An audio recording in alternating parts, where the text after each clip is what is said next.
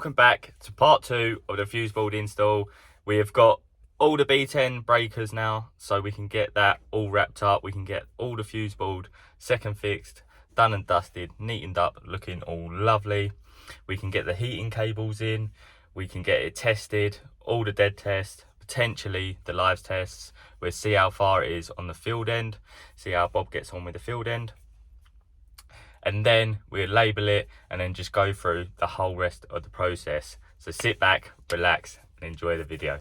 So quick recap on what we done yesterday. We've got the armour down there, glanded off into the board, into the main switch, and then we got all this bottom row second fix, which is all the power, all the ring mains, all the kitchen stuff, and then on top we're just waiting for the breakers. So we've got the breakers now, we can get them in, and then we've done all the trunking, got all the cables in. We still need to come up with what we're going to do with all the Rayco. So today we can finish up this board, get it tested, labelled, but then we also need to, cylinders going here, we need to get the cables over here to finish up the board. So we're going to mess about with that for a bit, thinking we might be able to come through there, through the spotlight, and then drill a hole over there and rod the cables down to there, and then we'll have a trunking drop to feed all the stats and spurs for the cylinder. So let's get that done, then we'll catch up with you in a bit. So I know that we will be putting in a bit of 50 by 50 plastic trunking for the heating. So to get the cables over there, I'm going to drill a 40mm hole, a bit less than a 50 by 50, to just make my life easier trying to get the cables there. So nice big hole, try and fish the cables over the ceiling and get them there. Managed to get the rod from there to the fuse board. These little flexi rods, absolutely unreal, make life so much easier. Took a little while, but we got it in, so now we can get the cables across. Just two 5 radials to feed the immersions, and then we'll eventually get some trunking down there, 50 by 50, and then we'll mount the stats, but we'll wait for the cylinder to go in first, so then we ain't in anybody's way. So the board is all done, all second fixed in all the breakers. Just always just take your time with it. You always got to take your time, get it nice and neat. All we have to do now is get the buzz bars in, get the surge buzz bar in as well, screw all them up. I think this one here we're going to have to cut down, because obviously we took 2 away for the surge, so we cut this one down, use a grinder, cut that one down, and then that'll be it. These little surge buzz bar links, they're so awkward to get in, so what I do is I'll get the live and neutral in of the surge first.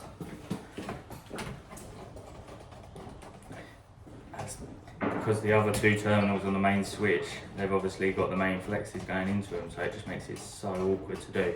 So I'll get the neutral in on the surge, because that hasn't got any cables to worry about pulling out. And then what I'll do is I'll loosen the live, leave the cables in there, and then I can get the buzz bar in. Makes it that little bit easier.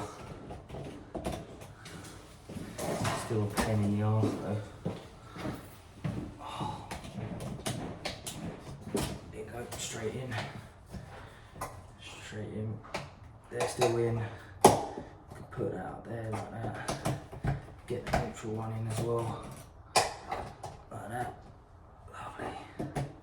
We can just screw them all up, making sure all the cables are still in the terminals. You don't want none of the main neutrals to slip out. Once you've got the buzz bar in, screw it all up. Lovely. Screw the incoming side of the buzz bar up first, then the other side, and then you can just go work your way down. And once pretty much all the fuse board's done, I'll just go around every terminal, making sure they're double tight. Don't want no loose neutrals or anything like that, so I'll go around each terminal, making sure they're tight. Once we finish testing, I will actually get a torque screwdriver on it as well.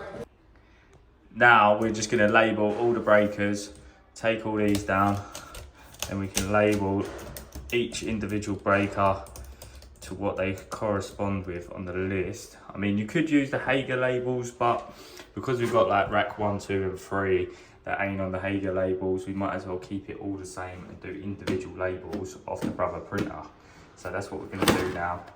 Set it all up, label them, label each individual one, and then that pretty much wraps up the board. I mean, we've got a few blanks to go in, but I need to see if we've got them in the van. So I think it turned out quite nice and neat. I mean, I don't think I do the neatest boards, but I try and get them to as good a standard as I possibly can. I always just think, sort of like a little tip, just sort of take your time with doing it. If you think this is the main hub of someone's electricity in their house, you've got the duty, being an electrician, to take your time and do it right. You don't want no loose connections. If there's going to be a house fire, it could be in this fuse board. So you want to make sure that everything is spot on. If you're rushing it, there could be something you miss. You could miss tightening up a screw, which then causes arcing. Arcing then leads to a fire. So it's always best to just take your time. And also, if you take your time, make it nice and neat, someone that takes off this cover is going to go, wow, who done that? Who took the time to make it the best they possibly could? And then also, if you're putting your label or name on it, on the cert, they can look at that and go, well, they've done a really good job. Not even just another electrician. People walking past on site, they see that you've took your time, you've done a nice, neat job. There's no need to rush it.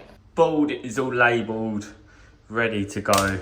Now, we're gonna start testing. I'm not gonna liven anything up yet. I might just only liven it up to there, lock that off, because we've still got quite a lot of loose ends still to be done, so I don't want anyone getting a bolt.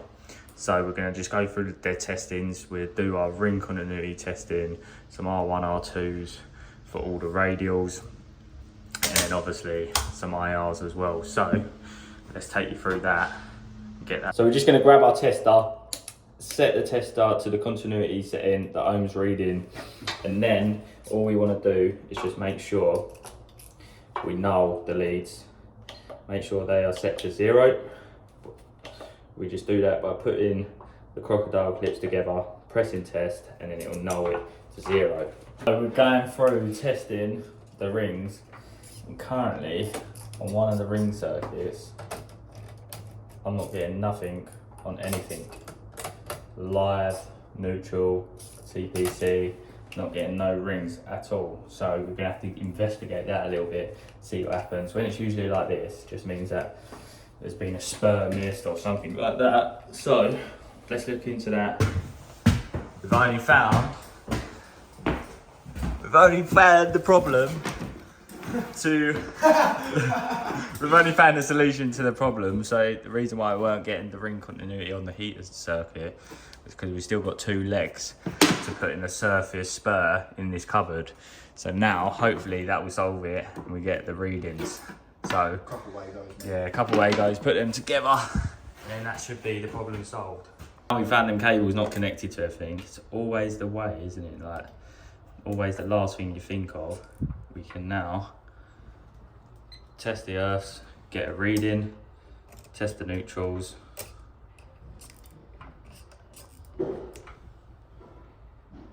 Reading, and then test the lives.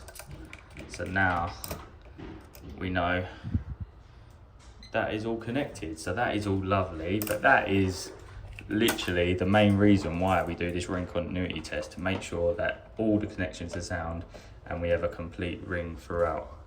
For the R1, R2 test, we're just going to link out the line and CPC at the fuse board, and then we're going to go test at the end of line of each circuit, and whatever result we get, we will jot that down on our piece of paper. So that's pretty much all the dead tests: ring continuity, IR, R1, R2s. For the ZSs, once we get the ZE at the board, we will record the ZE, and then we will calculate our ZS for each circuit. That is just a simple calculation: R1, R2 plus your ZE. That will give you your ZS of that circuit. So that's pretty much all the testing we can do today. I'm not going to liven up all the circuits because we've got all loose ends, but that would be pretty much it for the fuse board side of things. We still got the Braco to go in, but I think we'll leave it there. Didn't turn out too bad, turned out quite nice. Bit of lidding up to do, but that's it. So I'll wrap the video up here. I'll catch you guys on the next one.